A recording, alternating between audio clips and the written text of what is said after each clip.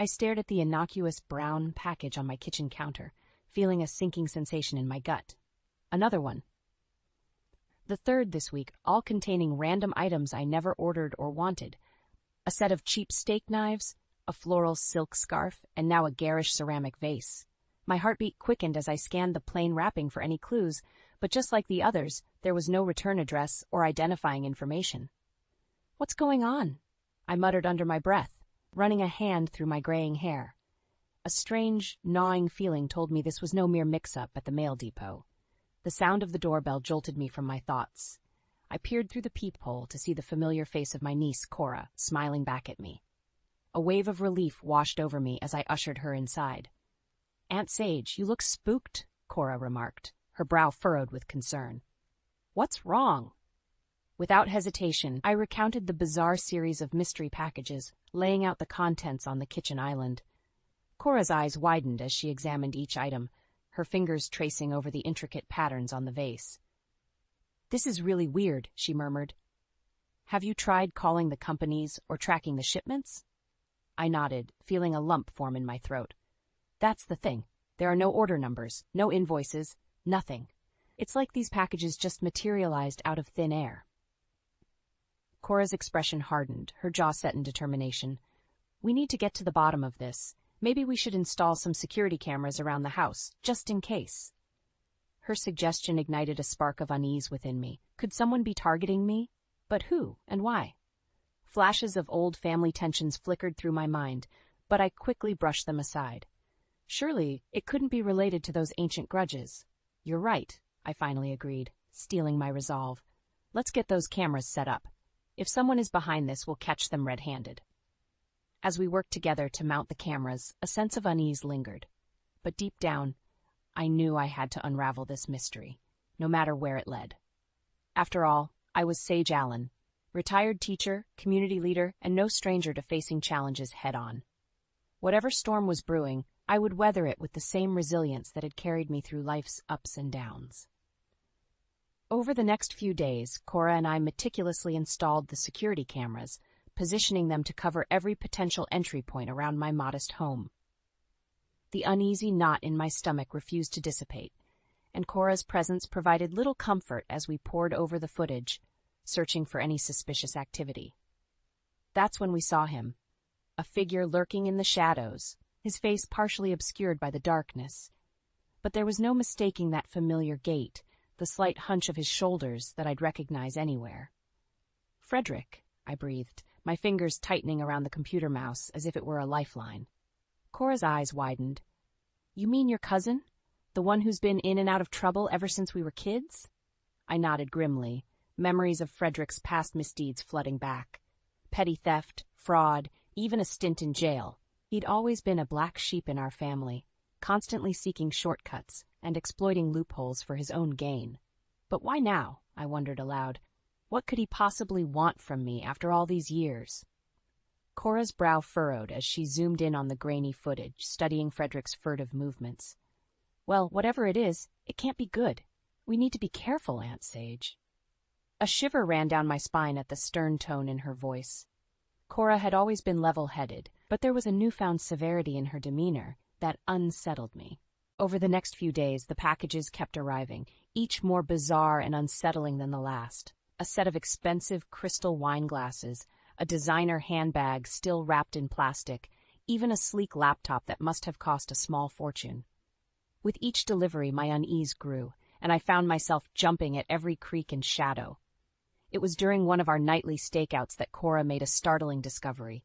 "Look at this," she said, her fingers flying across the keyboard as she pulled up a news article from a neighboring town. There have been reports of similar incidents, people receiving random high-value packages they never ordered. My heart sank as I scanned the article, recognizing the all-too-familiar pattern. "You don't think?" Cora's expression was grim. "Frederick's name is all over this. It looks like he's been running some sort of twisted scam, sending people valuable goods, and then trying to extort money from them." Rage bubbled within me, hot and visceral. How dare he drag our family name through the mud once again with his selfish, criminal antics? But beneath the anger, a sliver of fear took root. If Frederick was truly behind this, What lengths would he go to in his pursuit of ill-gotten gains? "We need to stop him," I declared, my voice trembling with resolve. "Whatever it takes, we can't let him get away with this." Cora nodded, her eyes gleaming with determination. "Don't worry, Aunt Sage. We'll bring that scumbag down, even if we have to catch him in the act ourselves." As we began plotting our next move, a sense of grim purpose settled over us. Frederick had crossed a line, and he would soon learn that messing with Sage Allen was a grave mistake, one he wouldn't soon forget. In the days that followed, Cora's online digging unveiled a troubling pattern. Frederick's name cropped up time and again, linked to similar schemes across multiple states. Packages filled with random, high-value items would arrive at unsuspecting victims' doorsteps, only for Frederick to surface later, demanding payment under the guise of settling bogus debts. The sheer audacity of his con left me reeling. How could he stoop so low? I muttered, pinching the bridge of my nose as the evidence mounted on Cora's laptop screen. I knew he was troubled, but this is a whole new level of depravity. Cora's expression hardened, her jaw set in a tight line. Clearly, he's spiraling out of control. We need to put a stop to this before someone really gets hurt. Her words struck a chord deep within me, dredging up memories I'd long tried to bury. Frederick's descent into petty crime and shady dealings had been a source of constant tension within our family, driving an irreparable wedge between his parents and the rest of us. I could still hear the echoes of heated arguments, accusations hurled back and forth like daggers. "He's just a kid, Sage.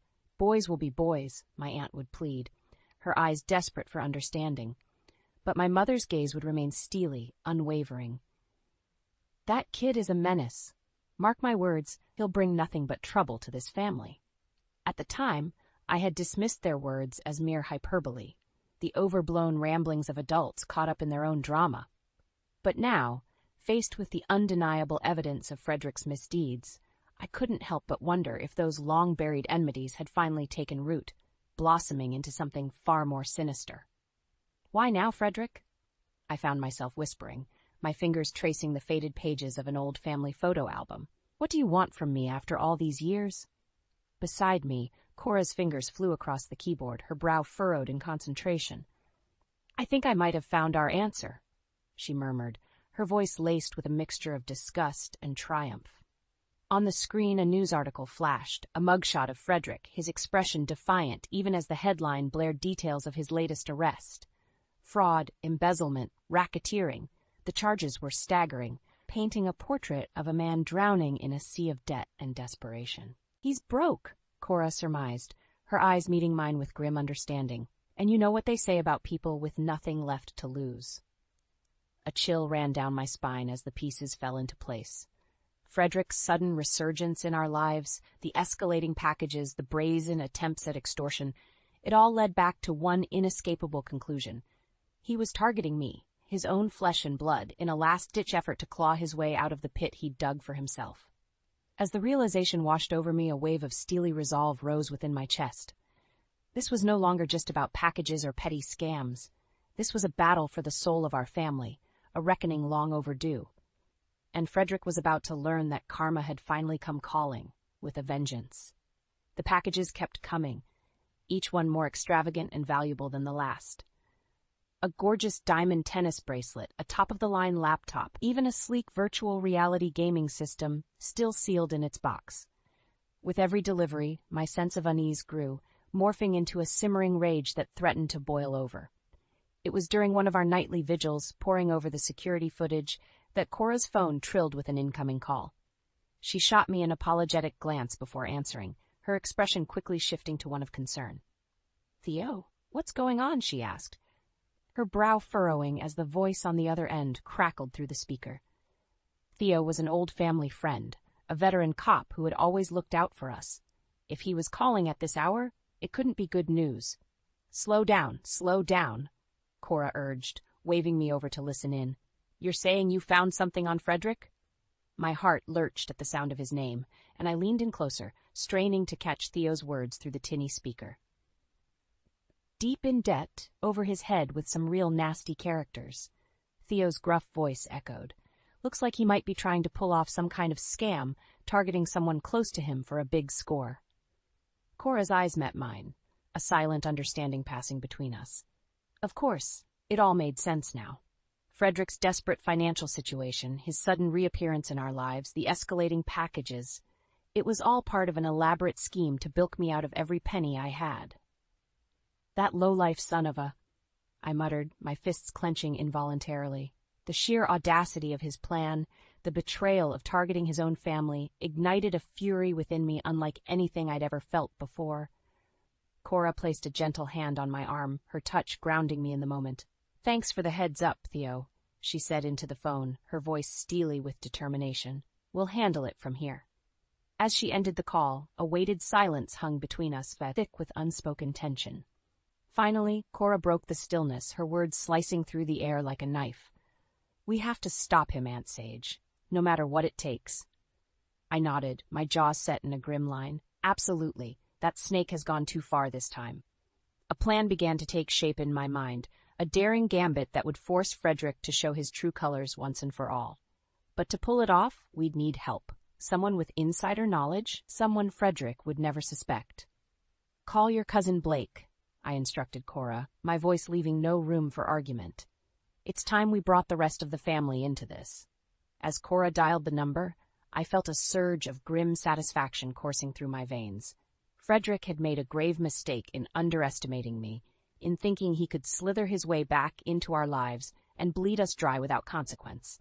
This time, there would be no more second chances, no more empty promises of reform. This time, justice would be served, and Frederick would finally answer for his litany of sins against our family. The annual Allen family reunion was always a boisterous affair, a chance for distant relatives to gather and catch up over heaping plates of Mom's famous potato salad. But this year the cheerful banter and laughter felt forced, a thin veil barely concealing the undercurrent of tension that crackled through the air. As I scanned the crowded backyard, my gaze landed on Frederick, holding court in the corner with a small cluster of cousins. His booming laugh grated against my nerves, and I felt my hands ball into fists at my sides. This couldn't go on any longer. Exchanging a meaningful glance with Cora, I steeled my resolve and began weaving through the throngs of people, making a beeline for Frederick's little coterie.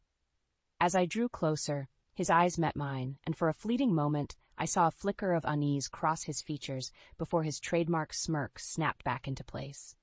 Well, if it isn't my dear cousin Sage," he drawled, raising his beer in a mock toast. "To what do we owe the pleasure?" I felt the eyes of the others upon me, their gazes curious, expectant. This was it, the moment of truth. "Cut the crap, Frederick," I spat, my voice low and dangerous. "We know what you've been up to with those packages." A hush fell over the group as Frederick's smirk faltered, his bravado slipping for the briefest of moments. But just as quickly, he regained his composure, letting out a dismissive chuckle. "Packages? What are you on about, Sage? You're starting to sound a bit paranoid in your old age." The jeers and snickers from his little entourage only fueled my anger, and I felt my pulse quicken as I stepped closer, invading his personal space. "Don't play dumb with me," I snarled, jabbing a finger into his chest.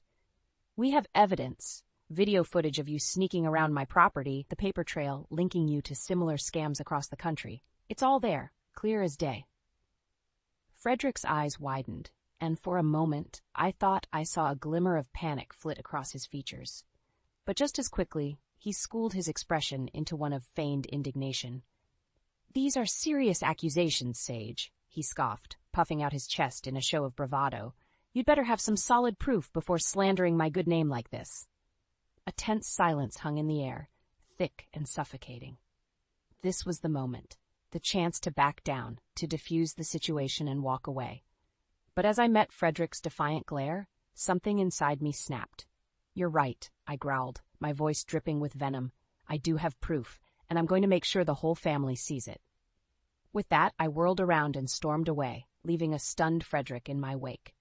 As I marched back towards the house, Cora fell into step beside me, her expression a mix of concern and admiration. "That was intense," she murmured, her eyes wide. "Are you sure you want to do this, Aunt Sage? There's no going back after this." I didn't hesitate, my mind made up. Absolutely. It's time for Frederick to face the consequences of his actions once and for all. As we made our way inside, I could feel the weight of 1,000 eyes boring into my back. But I didn't care. This was about more than just packages or petty scams. This was about justice, about reclaiming our family's dignity from the clutches of a man who had squandered it for far too long. And as I dialed Theo's number, I knew that the reckoning had finally arrived. The next few days were a flurry of activity as Cora, Theo, and I put the final pieces of our plan into motion. We knew Frederick would be monitoring the situation closely, waiting for his next opportunity to strike. And that's precisely what we were counting on. "Are you sure you want to go through with this, Sage?"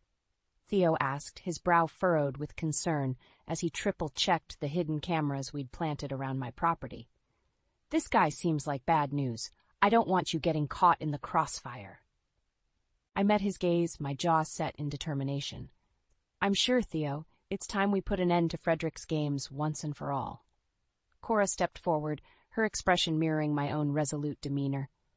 "We've got your back, Aunt Sage. This scumbag isn't going to know what hit him." With a sharp nod, Theo signaled that everything was in place. "All right then, let's get this show on the road." The bait was simple, another high-value package, this time containing a sleek, top-of-the-line drone with all the bells and whistles.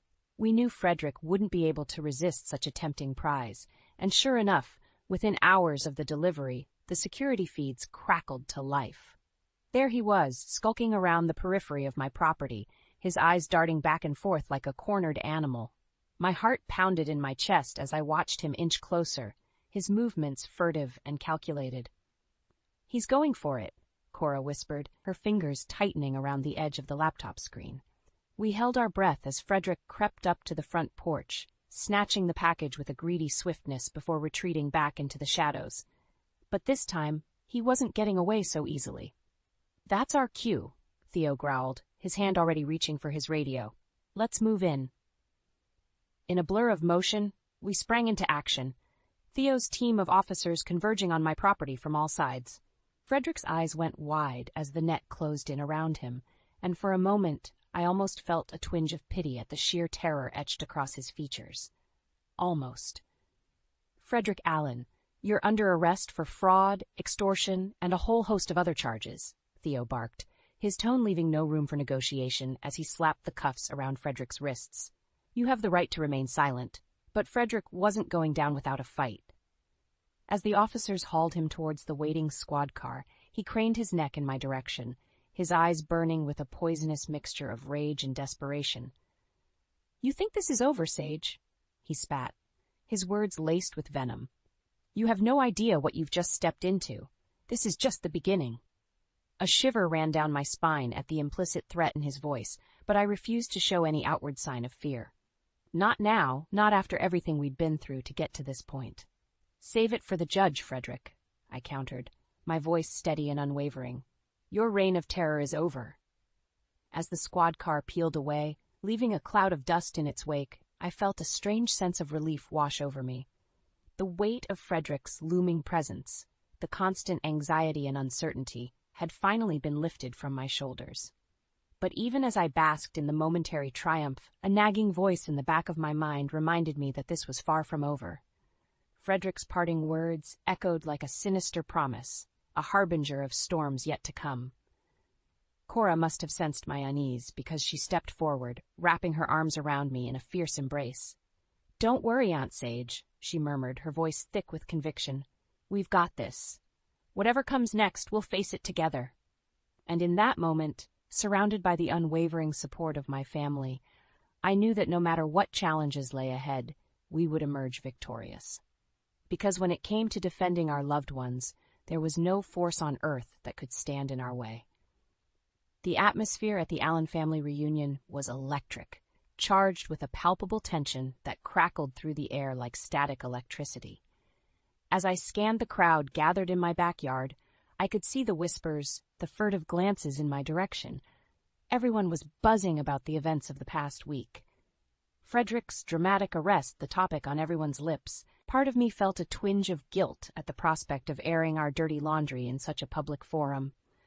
But the other, larger part of me knew that this was a reckoning long overdue, a chance to finally expose Frederick's misdeeds and hold him accountable for the pain and chaos he'd sown within our family. Cora must have sensed my inner turmoil because she leaned in close, her voice low and reassuring. "You ready for this, Aunt Sage?" I took a deep breath, steeling my resolve, and gave her a curt nod. "More than ready. It's time we put an end to this once and for all." With that, I stepped forward, my movements commanding the attention of the assembled crowd. A hush fell over the gathering as all eyes turned towards me, a heady mixture of curiosity and apprehension hanging thick in the air.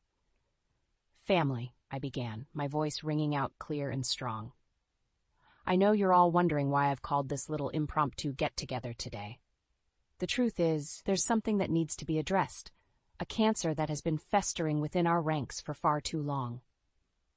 A ripple of murmurs swept through the crowd, but I pressed on, undeterred. For years we've turned a blind eye to the actions of one person, a man who has shown time and again that he has no regard for the sanctity of our family or for the values we hold dear. I paused, letting the weight of my words sink in. I'm talking, of course, about Frederick. At the mention of his name, a palpable shift occurred, as if a collective gasp had been sucked from the lungs of every person present. Frederick's supporters shifted uncomfortably, their gazes darting back and forth while others leaned forward, rapt with attention. "Some of you may have heard whispers about his recent activities," I continued, my voice hardening. "The packages, the scams, the outright extortion attempts. Well, I'm here to tell you that it's all true, and we have the evidence to prove it." With a sharp nod to Cora, she queued up the video footage we'd compiled, the large screen behind me flickering to life with grainy images of Frederick skulking around my property, his movements furtive and guilt-ridden. Gasps and murmurs rippled through the crowd as the damning footage played out, each frame more incriminating than the last. And then, the pièce de résistance, the video of Frederick's arrest, his snarling face contorted with rage as the cuffs clicked around his wrists. As the footage concluded, a heavy silence hung in the air, thick and oppressive. All eyes were on me, 1,000 unspoken questions burning in their gazes. Finally, a voice broke through the stillness, trembling with barely contained emotion. "Is it true?" Frederick's mother croaked, her eyes glistening with unshed tears. Did you really do all those terrible things, son?" For a long moment, Frederick said nothing, his gaze fixed on the ground, his shoulders slumped in defeat. But then, almost imperceptibly, he nodded, a barely perceptible dip of his chin that spoke volumes. I didn't have a choice," he muttered, his voice tinged with a mixture of defiance and shame. "I was drowning, backed into a corner. Sage was the only one who could help me out of this mess." A chorus of gasps and outraged cries erupted from the crowd, but I remained stoic, letting the damning truth of his words hang in the air like a noxious cloud. As Frederick was led away, his footsteps echoing hollowly across the yard, I felt a profound sense of relief wash over me. The cancer had been excised, the festering wound finally lanced and drained. But even as I basked in the momentary triumph, I knew that our work was far from over. This was just the first step in a long journey, a journey to heal the rifts that had been torn open within our family, to rebuild the bonds of trust and kinship that Frederick had so callously shattered. And as I looked out over the sea of faces, their expressions a kaleidoscope of emotions ranging from shock to anger to grim determination, I knew that we would emerge from this trial stronger than ever before. Because at the end of the day, we were Allens. And no matter what storms raged around us, our family would weather them together, united and unbreakable. The weeks following Frederick's arrest were a whirlwind of activity. With his confession and the damning evidence we'd gathered, the case against him was airtight. He was slapped with a laundry list of charges: fraud, extortion, racketeering, you name it. As the full extent of his crimes came to light, the family was left reeling, struggling to come to terms with the depths of his betrayal. But through it all, I remained steadfast, channeling my energy into something positive, a mission to ensure that no one in our community would ever have to endure the kind of trauma and turmoil that Frederick had inflicted upon us. It started small, with a few neighborhood watch meetings and workshops on recognizing the signs of elder abuse and financial exploitation. But as word spread of our efforts, the momentum grew, drawing in more and more volunteers eager to lend their voices and their time to the cause. When all this went down, I was really worried about how it would impact the community, Theo admitted one evening as we strategized over cups of lukewarm coffee. But look at what you've managed to build here, Sage. It's incredible. I shook my head, a wry smile tugging at the corners of my lips. I'm just doing what needs to be done, my friend. After everything we went through with Frederick, I couldn't sit idly by and let others fall victim to the same kind of predatory behavior. Cora, ever my stalwart ally, chimed in with a proud grin. My aunt, the unstoppable force for good. Who would have thought your retirement would lead to all this? We shared a laugh at that, the warm camaraderie a balm for the lingering aches and pains of our recent ordeal. But even in those light-hearted moments, I never lost sight of the larger mission at hand. The real work began in earnest a few months later, when our grassroots efforts caught the attention of the local authorities. Before I knew it, I found myself sitting across the table from the district attorney herself, outlining our plans for a comprehensive community outreach and education program. What you've accomplished so far is admirable, Miss Allen, the DA said, her eyes shining with a mixture of respect and determination. But we can take this even further. With the right resources and support, we can implement preventative measures on a much larger scale, protecting vulnerable populations across the entire county. And just like that, our humble neighborhood watch evolved into something far grander, a full-fledged initiative with backing from law enforcement and local government agencies. Suddenly we had access to funding, publicity campaigns, and a platform to reach thousands upon thousands of residents. The days blurred together in a flurry of town hall meetings, educational seminars, and one-on-one consultations. I found myself crisscrossing the county, sharing our story and imparting the hard-won lessons we'd learned from our confrontation with Frederick's depravity. And through it all, I could feel the tides shifting, a groundswell of awareness and empowerment rippling through our communities. Elderly residents, who had once been easy targets for scammers and con artists, were now armed with the knowledge and resources to protect themselves. Families were having open and honest conversations about financial security and safeguarding their assets. It was during one of our packed community forums that the true impact of our efforts really hit home. As I scanned the sea of faces before me, I saw a tapestry of humanity. Young and old, from every walk of life, united in a common cause, and in that moment, I knew that we had achieved something truly special. This was no longer just about bringing Frederick to justice or settling old scores. This was about creating a lasting legacy, a bulwark against the kind of predatory behavior that had nearly torn our family apart. And as the thunderous applause washed over me, I felt a profound sense of pride and purpose swell within my chest, because in the end, that's what truly mattered. Not the trials and tribulations we'd endured, but the way we had risen above them, emerging stronger, wiser, and more resilient than ever before. We were no longer victims, but warriors, armed with the knowledge and the determination to protect what mattered most, our loved ones, our community, our very way of life. And as I looked out over that crowd, I knew that our work was far from over. But with each life touched, each person empowered, we were building something truly special. A legacy that would endure long after the sting of Frederick's betrayal had faded from memory. A legacy of strength, resilience, and an unwavering commitment to justice and community. A legacy worthy of the Allen name.